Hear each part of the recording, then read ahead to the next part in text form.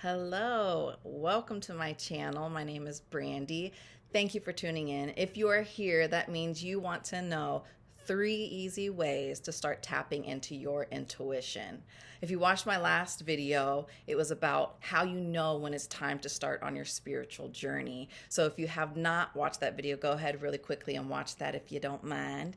And then head over here. And if you're here, that means you watched it and you know that it is time. It is time to start tapping into your intuition, your gut feelings, listening to spirit, listening to the divine and the universe and helping you make decisions in your life, helping to relieve yourself of some of the crazy pressures of this world. I know it's helped me immensely. So 3 easy tips on how to start tapping into your intuition. Number one is be quiet. This is all about being mindful. When you're being mindful and present, you allow yourself to be quiet your thoughts. That allows there to be a clear channel for intuition, for spirit to speak to you. So being quiet, not always having to be thinking about your next step or what I have to do next. Let yourself be grounded. You can try different meditations to help you with this, with helping you quiet your mind. There's plenty of resources for that. Step out into nature. That helps me a lot to help quiet my mind. With all the sounds, the birds chirping, all the things to look at in nature, it's easier for me to get lost in that space and be present in that space because it is just so organic and freeing in itself. So mindfulness, being present, allows you to be quiet and hear. So that's tip number one, be quiet. Number two really is about being present once again. So breathing techniques can also really help you with that. So you're quiet and you're breathing.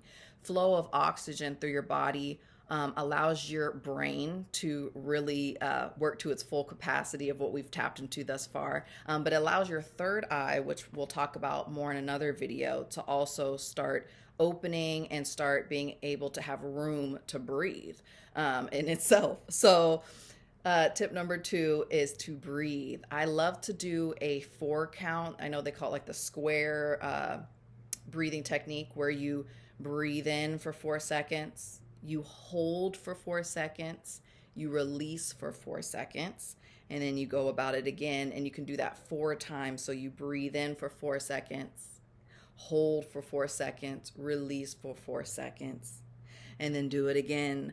And this calms your mind as well. It's all about calming your senses so you can really start to feel what is going on around you, smell, hear, you taste, all the 5 senses. You can really tap into your 5 senses. And it's all about how you and your body, you and just you, is reacting and experiencing the world, and has nothing to do with anybody else. So be quiet, breathe, and then when you start hearing thoughts that aren't your own, or thoughts that are your own that are giving you advice or aren't just about my to-do list of the day, but when you just start sitting in that, you'll start to hear different thoughts. And I'm not sure how else to describe it than that, but I want you to write it down and not to overthink it. So tip number 3 is write these things down. When you start tapping into your intuition, write what you feel down. Journal it. Doesn't have to be pretty. When you're sitting in nature and you're just alone and quiet, start writing whatever you feel.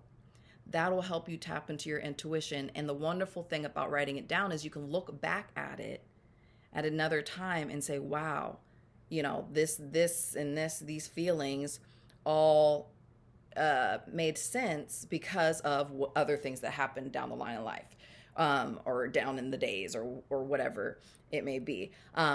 Dream interpretation. So that when you're quiet your mind and when you're in your sleep state, you're in your unconscious mind, and your intuition has time and space to really speak to you.